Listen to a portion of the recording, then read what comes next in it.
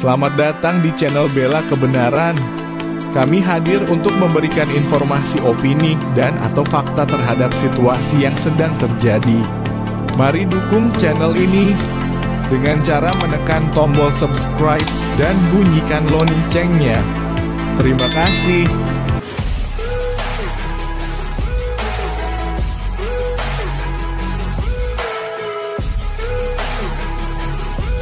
Saya berdoa setiap kita yang hadir sore hari ini, kita datang dengan rasa lapar dan haus akan Tuhan. Kita bersyukur Tuhan masih beri kita kesehatan, kekuatan. Mari kita hidup dengan sungguh-sungguh taat di hadapan Tuhan.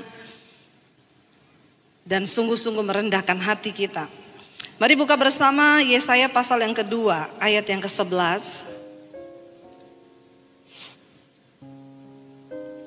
Yesaya pasal yang kedua ayat yang ke-11 kita baca bersama 1, 2, 3. Manusia yang sombong akan direndahkan dan orang yang angkuh akan ditundukkan, dan hanya Tuhan sajalah yang maha tinggi pada hari itu. Saudara, kita tahu bersama Tuhan membenci orang yang sombong dan Dia mengasihi orang yang rendah hati. Kalau kita lihat di dalam Alkitab, firman Tuhan tentang kesombongan itu begitu banyak. Bahkan Alkitab berkata Tuhan itu menentang orang-orang yang sombong. Saat kita ini hidup dengan kesombongan di hadapan Tuhan, maka kita menjadi musuh Tuhan. Saudara bisa bayangkan kalau kita menjadi musuh Tuhan, kita menjadi orang yang ditentang oleh Tuhan, maka sudah pasti semua yang kita lakukan tidak akan mungkin berhasil. Namun seringkali orang Kristen tidak menyadari, sebagai anak Tuhan seringkali kita tidak menyadari. Dan kita berpikir, saya nggak sombong sama Tuhan, apa yang saya sombongkan? Saudara, orang yang tidak mau menurut kepada Tuhan, kepada firman-Nya, itu tanda yang paling nyata bahwa kita ini sombong dan kita tidak nurut kepada perintah-perintah Tuhan. Ketika seseorang hidupnya jauh dari Tuhan, ketika seseorang tidak ingin melakukan kehendak dan firman Tuhan, maka dia hidup dengan kesombongan di hadapan Tuhan dan dia akan cenderung melakukan tindakan-tindakan yang bertentangan dengan firman Tuhan. Tadi pagi saya menyampaikan tentang kehidupan dari seorang raja di Israel yang bernama Asa. Ketika pertama kali dia diangkat Tuhan menjadi seorang raja atas Israel, dia rendah hati, dia merendahkan diri di kaki Tuhan. Dan dia membasmi para Baal, ya, raja-raja, dewa-dewa Baal yang ada pada waktu itu di tengah bangsa Israel. Dan dia berhasil melakukan sebuah terobosan kebangunan rohani atas bangsa Israel. Tetapi kemudian ketika dia sudah menjadi raja, dia duduk dengan nyaman di atas tahta kepemerintahannya. Tiba-tiba ketika musuh datang menyerang, dia mulai mengandalkan cara-cara manusia. Dia mulai sombong dan melupakan Tuhan. Dia mulai sombong dan dia mulai berpikir dengan kekuatannya sendiri untuk menyelesaikan masalahnya. Dan dia mengabaikan Tuhan. Bahkan ketika di hari tuanya dia sakit, dia tidak lagi berdoa meminta Tuhan menyembuhkan. Orang yang sombong, yang pertama dia tidak mau mendengarkan suara Tuhan. Yang kedua, saudara, orang sombong sudah pasti melakukan cara-caranya sendiri untuk dia bisa mencapai tujuan dan maksudnya di dalam kehidupan. Dan segala kesombongan itu tidak berkenan di hadapan Tuhan. Saya nggak tahu hari ini saya berdoa di ibadah ketiga ini apa yang mau saya sampaikan. Tuhan taruh di hati saya untuk kita jangan sombong. Kalau sebagai umat Tuhan kita sombong, maka kita tidak akan mengalami berkat Tuhan. Demikian juga untuk sebuah gereja. Kita berdoa gereja di tempat ini menjadi gereja yang merendahkan hati di hadapan Tuhan. Tidak ada yang bisa kita sombongkan. Kalau sampai hari ini jemaat di tempat ini masih ada, bahkan Tuhan terus akan menambah-nambahkan jumlahnya, itu bukan karena apa-apa, semua hanya karena kasih dan anugerah Tuhan atas tempat ini, saudara. Sungguh bukan karena kekuatan manusia. Kita sudah mengalami banyak pergolakan. Kita melihat, saya tuh meneteskan air mata ketika pertama kali ibadah di tempat ini dibuka. Jemaat yang hadir begitu luar biasa. Cuma satu yang ada di hati saya, Tuhan masih berkenan atas tempat ini saudara.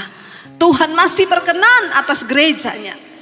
Karena itu mari kita merendahkan diri.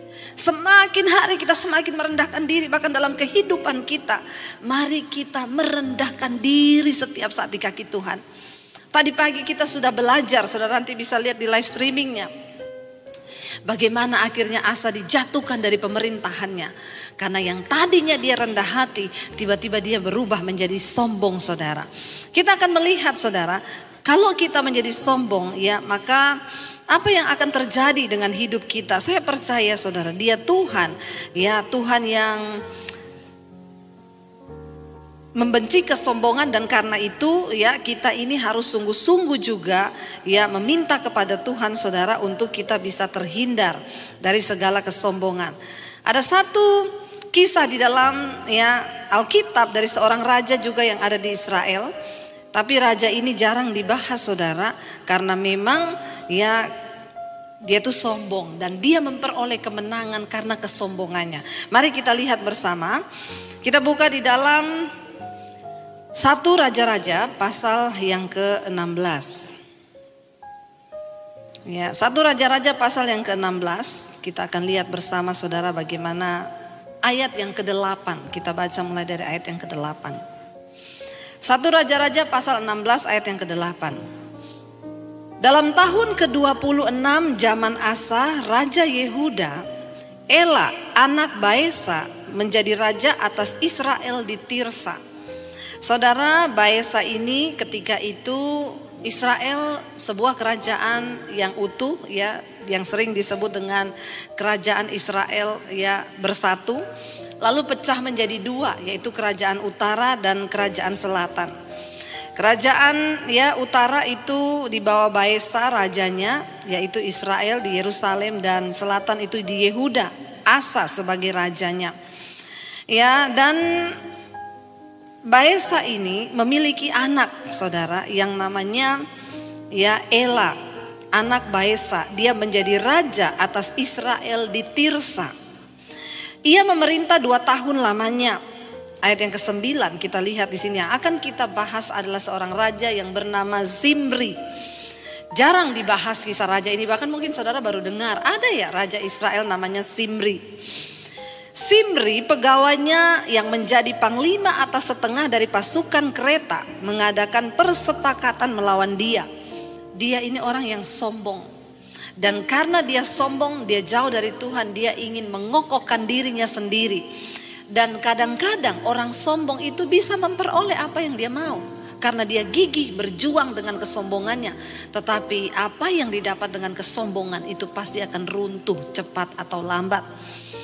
Ya, lalu di saat dikatakan Zimri, pegawainya yang memimpin panglima, yang menjadi panglima atas setengah dari pasukan kereta, mengadakan persepakatan melawan dia.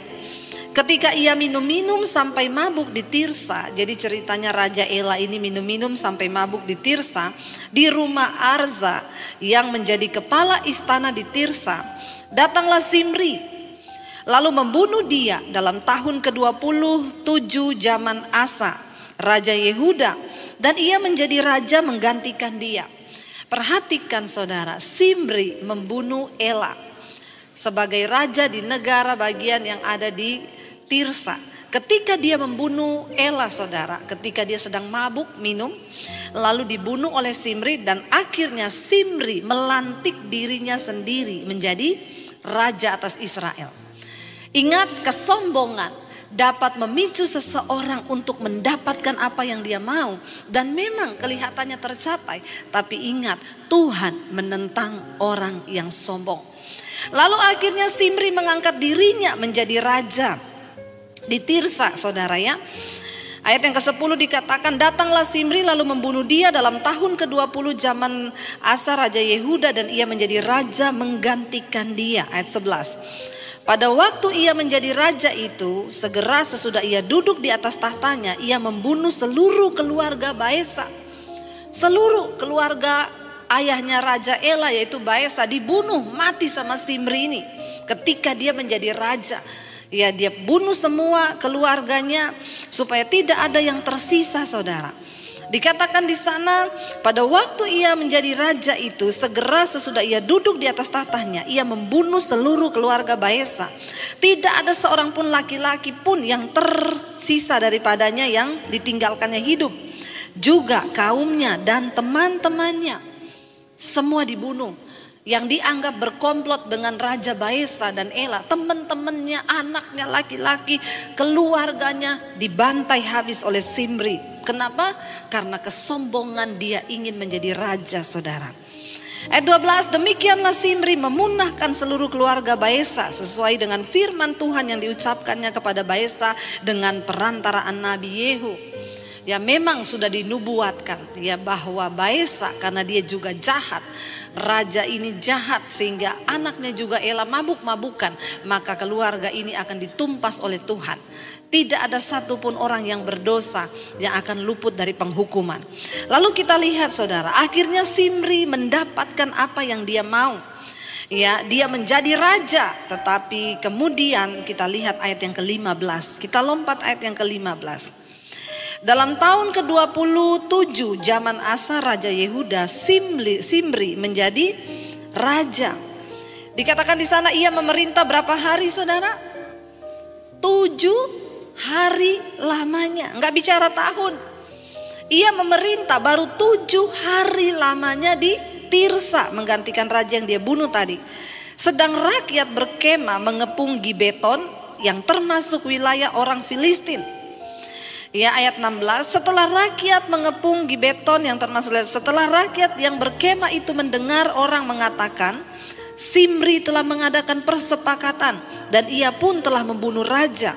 Rakyat dengar, ternyata Zimri sudah bersepakat dan dia membunuh Raja Ela. Dan sekarang rakyat dengar, orang berkata dia sudah melantik dirinya menjadi raja. Lalu rakyat marah saudara. Mereka ingin membalas dendam kepada Zimri sebagai apa yang sudah dia lakukan. Ya, dan ia pun telah membunuh raja. Maka pada hari itu juga di tempat perkemahan seluruh Israel menobatkan Omri, panglima tentara, menjadi raja atas Israel. Karena mereka mendengar raja sudah mati dan Zimri sudah mengangkat dirinya menjadi raja dengan kesombongannya. Akhirnya rakyat mengangkat Omri. Omri adalah panglima tentara, diangkat menjadi raja atas Israel. 17, kemudian Omri dengan seluruh Israel maju dari Gibeton dan mereka mengepung Tirsa.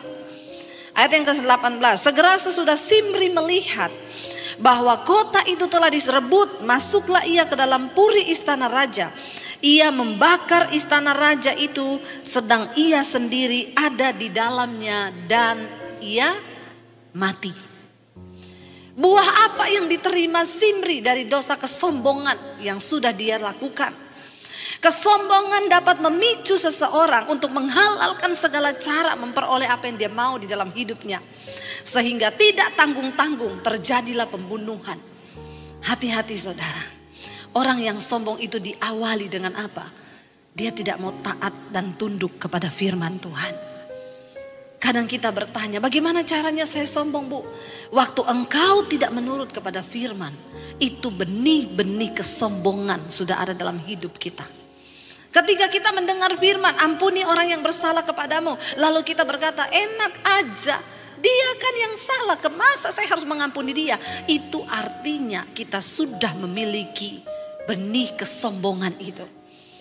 Kenapa akhirnya Kain membunuh Habel? Karena kesombongan. Dia melihat kenapa persembahan saya tidak diterima. Lalu kenapa ya persembahan Habel diterima.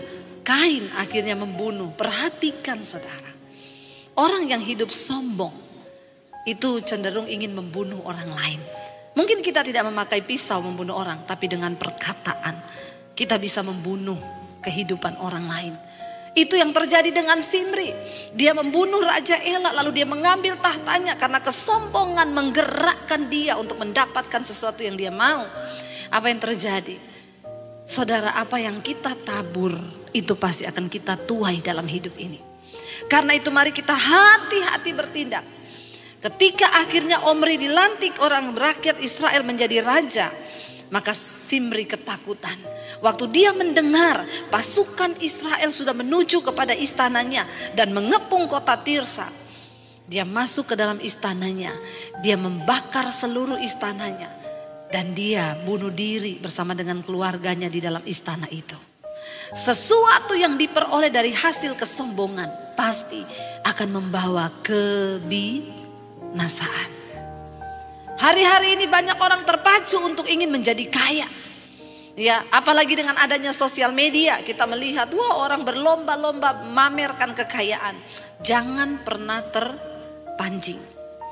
Karena Tuhan mencari orang yang rendah hati. Kalau kita yang meninggikan diri, pasti jatuh. Tidak tunggu lama. Simri hanya memerintah sebagai raja 7 hari. Tiba-tiba saudara, malapetaka besar datang untuk menghampiri dia. Dia tidak siap untuk menghadapi kenyataan dia akan disiksa mungkin oleh tentara Israel. Apa yang dia ambil keputusan? Dia mengakhiri hidupnya dengan bunuh diri di istananya sendiri. Dia membakar seluruh istananya. Alkitab berkata, sesegera sesudah Simri melihat bahwa kota itu telah direbut, masuklah ia ke dalam puri istana raja. Ia membakar istana raja itu sedang ia sendiri ada di dalamnya dan ia mati.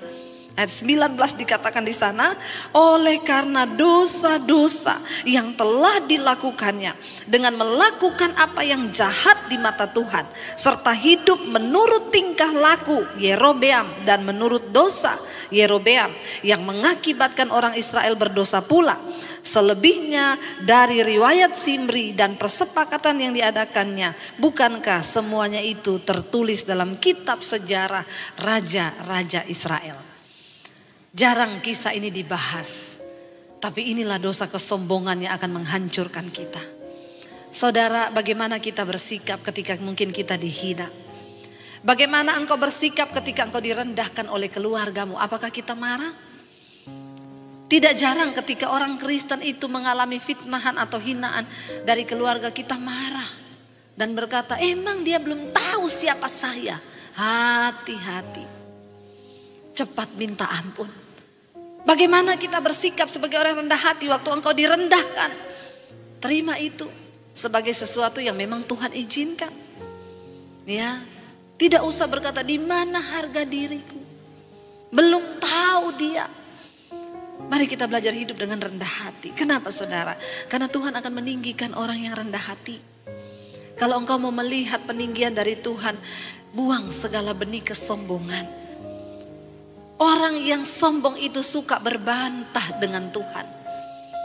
Bukan cuma dengan sesama. Kalau dengan sesama udah pasti. Kenapa? Karena orang sombong itu selalu merasa diri benar. Hati-hati para suami. Sebagai laki-laki seringkali kita merasa ya kita harus dihargai, lalu kesombongan kita muncul. Ketika istri memberikan kita nasihat, kita berkata, gak usah kamu ngomong-ngomong sama saya tahu apa yang saya lakukan. Hati-hati dengan kesombongan. Sebagai istri pun kita harus dengan rendah hati untuk menerima masukan dan nasihat dari suami. Mari kita belajar sebagai anak-anak dalam rumah tangga, hormati ayah ibumu, itu bagian engkau hidup dengan rendah hati supaya masa depanmu dipelihara oleh Tuhan. Firman Tuhan itu gak pernah berdusta. Kita belajar dari setiap kisah yang ditulis dalam Alkitab untuk membuat apa? Hidup kita ini semakin bijaksana. Bagaimana cara kita hidup dengan rendah hati di hadapan Tuhan? Mari kita dengar-dengaran akan firman Tuhan. Kenapa? Karena Tuhan itu selalu berbicara. Tuhan menegur dan dia menjawab doa kita. Jangan pernah berbantah dengan Tuhan. Dengan cara apa? Kita gak nuruti firman-Nya saudara. Orang yang gak menurut firman, dia hidup dengan kesombongan di hadapan Tuhan. Coba kita baca bersama di dalam Ayub 33. Ayub 33 mulai ayat yang ke-13 saudara.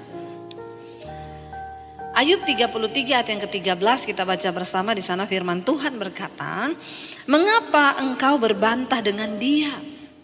Ya, kenapa manusia berbantah dengan Tuhan? Bahwa dia tidak menjawab segala perkataanmu. Seringkali ketika doa-doa kita belum dijawab, kita berkata, Tuhan, kenapa engkau gak jawab-jawab? Saya sering kali menerima orang konseling, Bu saya ini sudah berdoa loh puluhan tahun. Kenapa Tuhan gak jawab doa saya? Hati-hati. Ya, Hati-hati dengan ucapan mulut kita. Jangan sampai kita menjadi orang yang sombong di hadapan Tuhan dengan berbantah dengan Tuhan. Dikatakan di sana ayat 14 saudara, ya, Ayub 33 ayat 14. Karena Allah berfirman dengan 1-2 cara, tetapi orang tidak memperhatikannya. Tuhan itu selalu mau mengingatkan kita. Dia berbicara kepada kita, dia menjawab kita itu dengan 1-2 cara. Artinya apa? Tuhan itu punya berbagai cara untuk menjawab, untuk menuntun kita, untuk memberitahu kepada kita jalan-jalan yang benar. Tapi seringkali kita ini tidak memperhatikan. Tuhan bisa bicara lewat istrimu, lewat suamimu, lewat anakmu, bahkan lewat siapa saja. Tapi kalau orang sombong, dia tidak pernah akan memperhatikan nasihat. Baik itu datang dari siapa saja, gak mungkin. Seringkali Tuhan akan menjawab kita lewat orang ngomong. Ya lewat apapun itu bisa menjadi ketika hati kita terbuka dan kita hidup dengan rendah hati di hadapan Tuhan. Tapi kalau kita ini sudah tertutup hati, kita hidup dengan kesombongan saudara, maka tidak mungkin dikatakan di sini karena Allah berfirman dengan 1-2 cara, tetapi orang tidak memperhatikannya. Orang yang sombong gak mungkin memperhatikan. Ayat 15, bisa lewat apa Tuhan berbicara?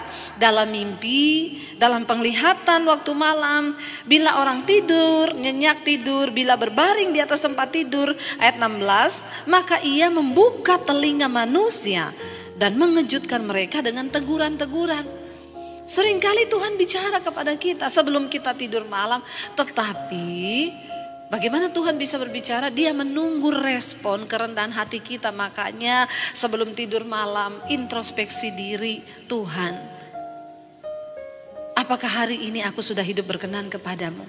Kalau ada yang salah dari hidupku, bicara kepadaku Tuhan. Tuhan berbicara saudara ketika kita tidur malam. Ya, saya sering kali mengalami ketika kami akan ambil keputusan-keputusan penting di dalam hidup kami. Kami berdoa saya dan suami. Tuhan berbicara kadang-kadang tengah malam tiba-tiba kebangun. Tuhan taruh sesuatu di hati. Saat kita tidur nyenyak, kebangun. Satu kali saya dan suami minta sebuah peneguhan. Jam 2 malam kami berdua sama-sama kebangun. Suami saya bilang, "Say, besok itu nanti kita ambil keputusan gini-gini." Saya bilang, "Iya, saya juga dapat yang sama." Jam 2 malam. Lagi tidur nyenyak, kebangun tiba-tiba Tuhan berbicara. Kenapa kita bisa mendengar dan mengalami tuntunan Tuhan yang seperti itu? Lalu benar kita terhindar dari sebuah keputusan yang besar yang akan kita ambil. Tuhan menuntun asal kita mau dengan rendah hati berkata, saat keputusan itu akan kami buat, kami berdua berdoa setiap hari gandeng tangan. Tuhan, kami sepakat. Kalau ini bukan kehendak-Mu, jauhkan. Tuntun kami Tuhan, apa yang harus kami lakukan. 2 hari, 3 hari mendekati, selama beberapa hari kami terus berdoa. Kami merendahkan hati Tuhan, memohon petunjuk-Mu untuk keputusan yang akan kami buat. Dan benar, besok keputusan itu mau diambil. Jam 2 malam suami saya tiba-tiba kebangun, saya pun tiba-tiba kebangun. Dan kita malam itu langsung ngomong, "Say, Tuhan tuh bicara gini. Iya, besok kita minta kesepakatan sesuai tuntunan Tuhan." Dan benar-benar terjadi. Saudara, Tuhan bisa berbicara. Asalkan kita dengan rendah hati. Masalahnya, kenapa kita gak pernah dapat tuntunan Tuhan? Kita tuh berjalan dengan pikiran kita sendiri. Alkitab bilang terkutuklah orang yang mengandalkan kepintarannya. Tuhan yang tahu masa depan kita. Tuhan yang tahu keputusan yang akan kita buat. Tuhan yang tahu apa yang akan kita ambil. Tuhan bahkan yang tahu segala sesuatu sebelum itu terjadi. Karena itu perlu ingat saudara, Tuhan pegang blueprint, perencanaan hidup kita itu ada di tangannya. Kenapa kita harus cari Tuhan? Kenapa kita harus merendahkan diri? Karena Dia yang pegang buku kehidupan kita. Bahkan kematian kita. Itu Tuhan tahu. Kita gak tahu apa-apa. Makanya kita perlu mendekatkan diri kepada Tuhan. Di sana dikatakan Tuhan bisa berbicara dengan 1-2 cara. Allah berfirman dalam mimpi, dalam penglihatan, waktu malam, bila orang tidur nyenyak, bila dalam pembaringan di atas tempat tidur, maka ia membuka telinga manusia dan mengejutkan mereka dengan teguran-teguran. Yes, saya sering mengalami. Tuhan mengajari kamu itu gini. Dan saya belajar untuk taat melakukan. Bahkan ketika saya ditipu orang, uang saya di bawah 300 juta. Tiap hari saya marah sama suami. Kenapa? Kami bangun studio, uangnya di bawah 300 juta. Saya bilang sama suami, makanya kamu tuh pilih pemborong gak bener, harusnya gini. Lalu akhirnya kehilangan damai sejahtera. Sampai satu waktu, saya sudah merasa tidak nyaman ini. Roh Kudus sudah tidak nyaman. Tiap hari saya emosi mengingat itu. Karena 300 juta saudara, lumayan kan bisa buat beli kerupuk dimakan satu RT. Tapi tiba-tiba satu malam saya bertanya, Tuhan, kenapa ini terjadi? Kenapa Engkau izinkan Tuhan? Ini uang untuk bangun studio kami, untuk bisa pelayanan di YouTube. Tiba-tiba Tuhan tuh bicara, lepaskan pengampunan. Kenapa aku izinkan engkau mengalami? Kamu kan sering konseling orang kalau datang, Bu saya ditipu orang berapa? 5M. Lupakan aja, uang gampang dicari tapi damai sejahtera itu susah didapat. Sekarang kamu mengalami, kamu bisa gak melakukan apa yang kamu katakan? Waduh berat saudara. Tuhan berat. Tapi Tuhan bilang gak ada pilihan, taat lakukan. Saya berdoa hari itu saya menangis. Ampuni saya Tuhan. Jagai hatiku Tuhan. Supaya aku bisa melepaskan pengampunan. Aku mau menjadi pelaku firman-Mu. Lalu Roh Kudus mulai tuntun. Sekarang kamu SMS orang itu. Kamu bilang bahwa kamu melepaskan pengampunan. Saya ambil HP, saya SMS orangnya. Saya tadinya kepahitan sama kamu. Saya jengkel sama kamu. Saya marah sama kamu. Terkutuk kamu. Tapi hari ini Tuhan tegur saya. Saya lepaskan pengampunan buat kamu. Enggak sampai di situ. Sudah mau selesai saya mau kirim. Roh Kudus ngomong tulis. Dan mulai hari ini saya tidak akan tagih uang itu. Saya bilang kalau itu tunggu dulu Tuhan. Lumayan 300 juta. Roh Kudus ngomong tulis itu. Ngomong tulis sekarang. Dengan berat hati. Tapi saya mau merendahkan diri. Saya tulis dan mulai sekarang bergetar tangan saya. Dan mulai sekarang stop dulu. Tarik napas. Ada harga yang harus dibayar. Waktu kita mau merendahkan hati, mendengarkan suara Tuhan. Saya tulis dan mulai hari ini saya tidak akan tanya kamu pertanggungan jawab. Karena tiap hari saya mana pertanggungan jawab. Dia balas notanya belum kekumpul, banyak yang hilang. Saya balas besok saya tunggu. Besok seperti itu damai sejahtera hilang. Waduh semuanya saudara. Tapi akhirnya saya mau belajar taat. Saya bilang mulai sekarang saya tidak akan tanya lagi uang itu. Itu urusan kamu dengan Tuhan. Tapi satu nasihat saya, bertobat. Dah, besok pagi bangun iblis ngomong, tanya uangnya. Waduh daging itu saudara daging. Saya bilang enggak dalam nama Yesus. Enggak dalam nama Yesus. Akhirnya saya hapus aja kontaknya. Biar saya tidak terpengaruh untuk nanya-nanya. 1 minggu kemudian saya dapat berkat ada orang ngasih saya mobil. Mobil baru yang harusnya itu keluar dari uang saya sendiri. Tapi orang kasih. Berapa minggu kemudian ada orang memberkati untuk pembangunan studio kami. Apa yang tidak pernah kita pikirkan. Coba kalau saya marah-marah terus. Saya gak mau dengar apa yang Tuhan ngomong. Kalau saya gak taat, gak merendahkan hati untuk melakukan firman Tuhan. Saya berbantah dengan Tuhan. Saya bilang gak Tuhan, berat Tuhan, saya gak mau. Saya akan tagih terus. Karena ada teman saya yang ngomong, butuh jasa penagih gak? Dia bilang gak dosa Bu. Kita nagih utang gak dosa. Sudah mau tergiur saya. Tapi saya ingat Tuhan bilang jangan. Setelah saya lepaskan pengampunan. Berkat Tuhan mengalir saudara. Tepuk tangan buat Tuhan. Saudara, jadilah orang yang rendah hati di hadapan Tuhan. Jangan suka berbantah dengan Tuhan. Lalu dikatakan di sana saudara ayat yang ke-17. Untuk apa Tuhan menegur kita? Untuk menghalangi manusia dari perbuatannya dan melenyapkan kesombongan orang. Tuhan itu menegur, firman Tuhan itu berbicara untuk apa? Untuk menghalangi manusia dari perbuatannya dan untuk dikatakan di sana melenyapkan kesombongan mereka. Kenapa tadi ya Raja Zimri bisa membunuh seperti itu? Karena kesombongan menguasai dia sehingga perbuatannya akhirnya melakukan sesuatu yang tidak berkenan. Tekan setiap kesombonganmu. Juga buat bapak-bapak, seringkali bapak-bapak itu dipimpin logika. Kesombongannya terlalu tinggi. Dalam bisnis engkau membuat perhitungan dan engkau pikir ini sudah benar, ini perhitungan saya. Diberkatilah orang yang merendahkan hatinya di hadapan Tuhan. Diberkatilah orang yang rendah hati, tetapi terkutuk orang yang tinggi hati. Untuk melenyapkan kesombongan orang, ayat 18, untuk menahan nyawanya daripada liang kubur dan hidupnya daripada maut oleh lembing. Dengan penderitaan ia ditegur di tempat tidurnya dan berkobar terus-menerus bentrokan dalam tulang-tulangnya. Saudara, seringkali Tuhan menegur lewat sakit penyakit. Bisa jadi itu teguran Tuhan. Ya, ada orang datang sama saya, Bu, saya batuk-batuk gak sembuh-sembuh. Bapak merokok? Iya. Ya itu Pak, berhenti rokoknya. Itu teguran Tuhan. Masa sih Bu, doakan Bu supaya batuk saya sembuh. Enggak, biar saya tumpang tangan, tumpang kaki sama Bapak. Enggak bakal sembuh batukmu kalau Bapak masih tetap merokok. Tubuhmu itu bait Allah. Tuhan berbicara lewat sakit penyakit. Di tempat tidur orang terbaring, sadar saudara. Jangan terus hidup dengan kesombongan.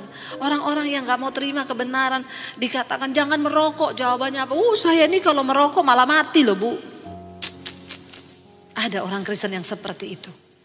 Kalau engkau mau lihat Tuhan pelihara hidupmu hari-hari ini, mari taat kepada firman-Nya. Mari tundukkan hati kita kepada Tuhan. Kita lihat 1 Samuel pasal yang kedua ayat yang ke-10. 1 Samuel pasal yang kedua ayat yang ke-10, firman Tuhan berkata di sana, orang yang berbantah dengan Tuhan akan dihancurkan. Atas mereka ia mengguntur dari langit. Tuhan mengadili bumi sampai ke ujung-ujungnya. Ia memberi kekuatan kepada raja yang diangkatnya dan meninggikan tanduk kekuatan orang yang diurapinya. Daripada kita jadi orang yang melawan Tuhan dan dilawan Tuhan, berbantah dengan Tuhan, lebih baik kita menjadi orang yang diurapi dan diangkat tinggi oleh Tuhan. Orang yang rendah hati akan diangkat tinggi Tuhan, saudara. Karena itu saya berdoa, biarlah segala kesombongan kita dihancurkan Tuhan.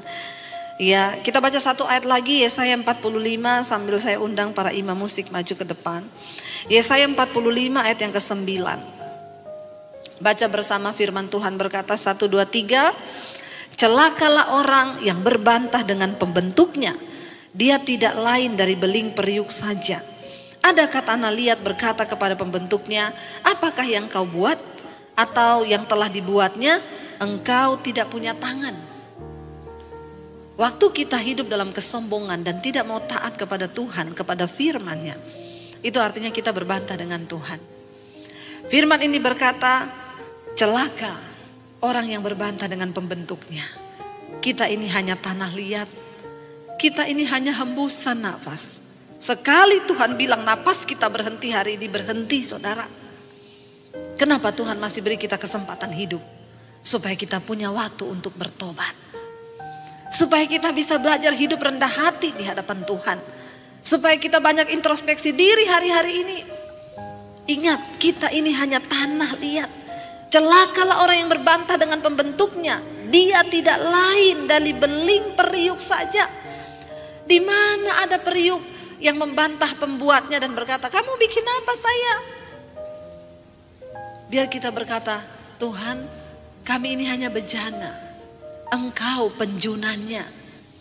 Kami mau taat kepadamu. Kami mau merendahkan diri di hadapan-Mu Tuhan. Waktu kita merendahkan diri, percayalah saudara, ketika engkau angkat tangan, maka Tuhan akan turun tangan atas hidupmu. Dia tidak pernah menahan kebaikannya terhadap orang-orang yang hidup takut akan Dia. Mari kita bangkit berdiri bersama.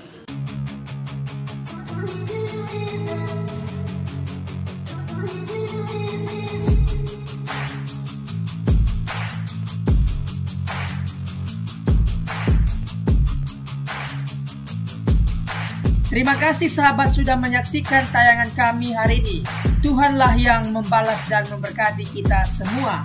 Apabila sahabat diberkati, marilah kita dengan murah hati untuk share video ini kepada teman-teman kita yang lain, kepada grup-grup keluarga dan sebagainya. Dan jangan lupa meninggalkan komentar di bawah video ini, serta menekan tombol subscribe video kami, sehingga sahabat tidak ketinggalan video-video terbaru dari kami. Terima kasih. Tuhan Yesus memberkati kita semua. Dan dengarkanlah firman Tuhan singkat ini. Mintalah maka akan diberikan kepadamu. Carilah maka kamu akan mendapat. Ketuklah maka pintu akan dibukakan bagimu. Kita harus melakukan sesuatu sampai sesuatu itu akan terwujud atas hidup kita. Minta, cari, dan ketuklah maka Tuhan pasti membukakan pintu. Lukas 18 ayat 1. Yesus mengatakan suatu perumpamaan kepada mereka untuk menegaskan bahwa mereka harus selalu berdoa dengan tidak jemu-jemu. Kita berdoa dengan tidak jemu-jemu. Terus minta maka pasti akan diberikan. Tuhan Yesus berkata, "Karena itu aku berkata kepadamu, apa saja yang engkau inginkan ketika engkau berdoa, percayalah bahwa engkau telah menerimanya dan engkau akan memilikinya." Amini ayat firman Tuhan ini, bahwa Tuhan pasti memberikan segala sesuatu yang kita butuhkan.